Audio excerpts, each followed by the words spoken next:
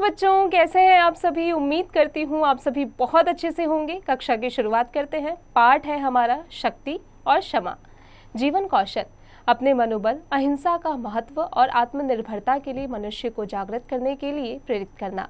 नैतिक मूल्य, व्यक्ति को क्षमाशील होने के साथ साथ पराक्रमी भी होना चाहिए। बच्चों, यहाँ पर क्षमा, दया, तप, त्याग, मनोबल सबका सहारा लिया था दुर्योधन ने, पर सुयोधन तुमसे कैसे हार गया बताओ कृष्ण।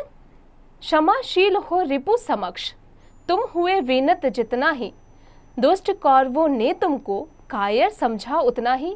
हे कृष्ण, जितना तुम क्षमाशील हुए, जितना तुमने दया भाव दिखाया, जितना तुमने उन पर प्रेम बरसाया, फिर भी जो कौरव है वो दुष्ट क्यों हो गए?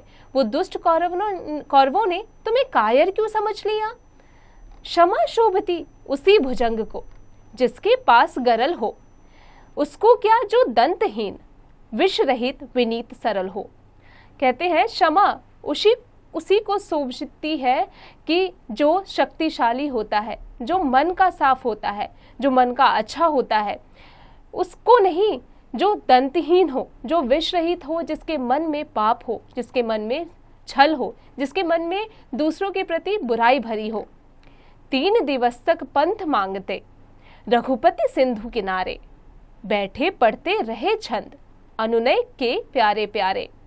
राम जी 3 दिनों तक पंथ मांगते रह गए समुद्र से, ताकि वो लंका तक जा सके और अपनी पत्नी को ला सके, लेकिन समुद्र ने उन्हें रास्ता नहीं दिया। वो अनुनय करते रहे, वो प्यार से विनती करते रहे समुद्र देवता से। उत्तर में जब एक नाद भी उठा नहीं सागर से, उठी अधीर धधक पौरुष से, आग राम के शर से। लेकिन उत्तर में जब समुद्र देवता ने उन्हें कोई उत्तर नहीं दिया, जब राम जी उनसे रास्ता मांग रहे थे, तो राम जी के अंदर का पौरुष जागा, उनके अंदर का गुस्सा जागा और उन्होंने फिर तीर उठा लिए, धनुष और तीर उठा लिए।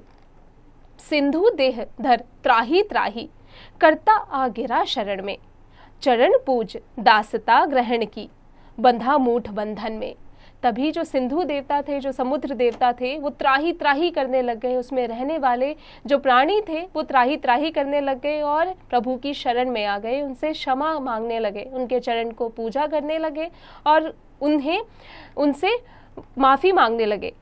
सच पूछो तो शर में ही बसती है दीप्ति विनय की, संधि वचन सपुंज उसी का, जिसमें शक्ति विजय की। सच पूछो तो शर में ही बसती है विनय की दीप्ति, लेकिन संधि पूजन संपूज्य उसी का होता है जिसमें विजय की शक्ति होती है।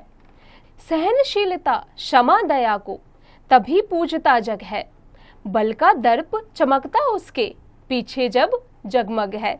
बलवान से सभी डरते हैं, कायर से कोई नहीं डरता। सहनशीलता, क्षमा और दया जैसे महान गुण उसी व्यक्ति को शोभा देते हैं जिसमें बल है, जिसमें शक्ति है। कायर व्यक्ति के लिए ये गुण उसकी कमजोरी या मजबूरी के घोतक हैं। अपनी कायरता को छिपाने के लिए वह सहनशील, क्षमावान और दयालु होने का ढोंग करता है। उसकी असलियत को जानने वाला कभी उसका आदर नहीं करेगा। बच्चों, इसे लिखा है रामधारी सिंह दिनकर जी ने।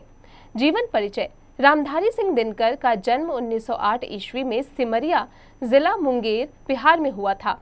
हिंदी के राष्ट्रीय धारा के कवियों में दिनकर का महत्वपूर्ण स्थान है। प्रगतिशीलता और विचारों की गहराई भी आपकी विशेषता है। कविता के गद्य लेखन में भी आपको यश प्राप्त है। रेणुका, हुंकार, रसवंती, सामधेनी, कुरुक्षेत्र, रश्मिरथी और उर्वशी आपकी कविता की पुस्तकें हैं। संस्कृत के 4 अध्याय, मिट्टी की ओर, काव्य की भूमिका आदि आपकी गद्य रचनाएं हैं। बच्चों, अब आ जाते हैं इसके अभ्यास कार्य पर। बच्चों, उम्मीद है कक्षा में पढ़ाई गई हर एक बात आपको अच्छे से समझ में आ गई होगी। अब आप इसका अभ्यास कार्य स्वयं कीजिएगा।